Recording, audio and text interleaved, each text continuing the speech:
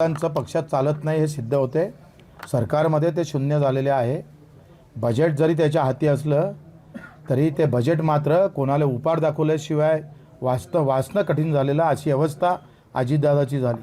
ना सरकारमध्ये ना पक्षामध्ये अशा विचित्र अवस्थेमध्ये दादा आहे। माणिकराव कोकाटे रमी खेळल्यानंतरही राजीनामा देत नाही, याचा अर्थ काय निघतंय? म्हणजे सरकारले तर भिकारी केलंच, पण शेतकऱ्याला भिकारी म्हणण्यासाठी ते मागं पुढं पाहिलं नाही। अशा प्रकारच्या कृषी मंत्र्याकडून शेतकऱ्यांना दिलासा भेटण्याच्या ऐवजी आम्ही पाहतोय मोठ्या प्रकारचा अशा प्रकारचं गंभीर गोष्ट त्याच्या डोक्यात येतंय। एक कृषी मंत्रीसुद्धा आपला नसावा, तो शेतकऱ्याच्या वतीचा नसावा, याच्यासारखं दुःख आहे का? म्हणजे कृषी मंत्री हा पालकत्व असतं शेतकऱ्याचं, त्यानं पालकत्व स्वीकारलं पाहिजे।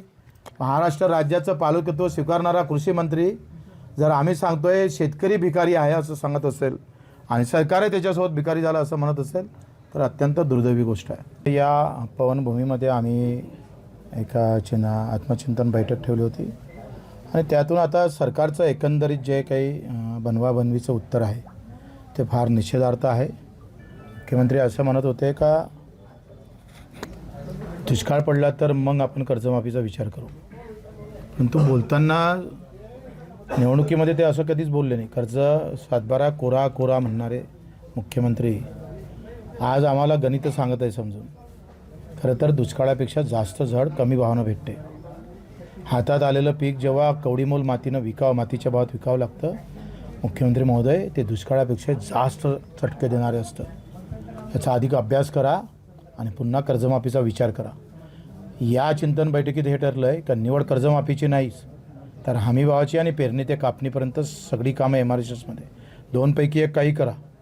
एकतर हमीभावाच्या कायदा करा आणि त्या कायद्याखाली सगळ्या हमीभावाचं दुरुस्ती करून 50% नफा धरून हमीभावाचा कायदा करावा आणि सगळ्या हमीभावाच्या खाली एकही दाना विकला गेला नाही पाहिजे, याची खबरदारी घ्यावी। नाहीतर पेरणी ते कापणीपर्यंत सगळी कामं MRSSमध्ये करावे। मेंढपाळ असेल, मच्छीमार असेल आणि दिव्यांगाचे काही प्रश्न असेल हे लगेच आम्ही त्यांना काही दिवस अजून देतो आहे। गणपतीच्या काळामध्ये गणपती उत्सव जे आहे त्या काळात फिरता गणपती बसून मराठवाड्यात किंवा नागपूरले पदयात्रा काढायची ते आम्ही ठरवणार आहोत। हा फिरता गणपती कुठं विसर्जन करायचं ते निश्चित नाही, परंतु फिरता गणपतीचं आम्ही पाहतोय तिथे आम्ही स्थापना करू आणि विसर्जन मात्र पदयात्रेनंतर ठरवू। त्यापूर्वी 9 ऑगस्टला मोदीजी आणि देवेंद्रजीच्या हाताला काळी राखी बांधून आम्ही निश्चित नोंदवणार आहोत। 28 लोकांसाठी सिंदूर यात्रा आपण काढली, ते चांगलंच झालं, पण 6 लाख शेतकऱ्यांच्या आत्महत्या झाल्या। त्याच्या सिंदुराबाबत आपण अजूनही विचार करत नाही। त्याचे आयुष्य देणारा काळोखाची रात्र संपली पाहिजे।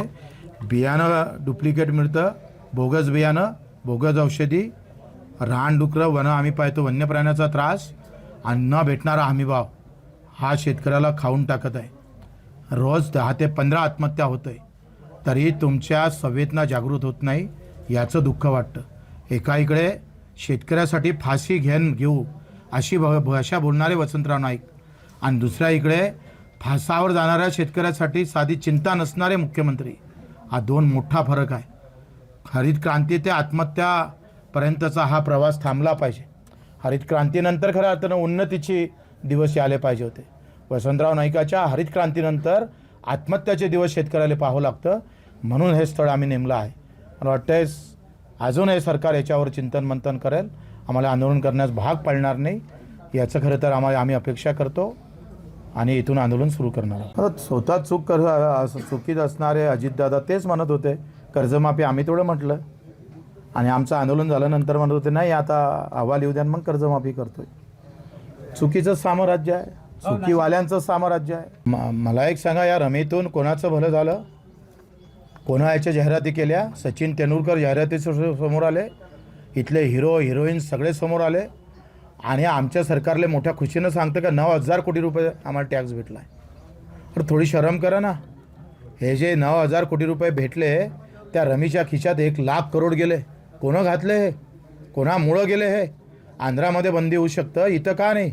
आमच्या गरिबाचे पैसे शेतीतून तर लुटायचेच आणि पुरा खेळातून नाही लुटायचे आणि ते एकाच्या घरी न्यायचे। हा धंदा बंद करा। छत्रपतीच्या काळात जशी वतनदारी बंद केली आला तर संभाजीराजाला बलिदान करावं लागलं, पण सासऱ्याची वतनदारी चालू दिली नाही. हे राज्य आम्हाला अपेक्षित आहे. आणि तुम्ही हे रमेतून आम्ही पाहतोय लाखो लोकांच्या तरुणाच्या उद्ध्वस्तेतून तुम्ही जर हा कर जमा करत असेल तर तो निषेधार्थ आहे. भाऊ आज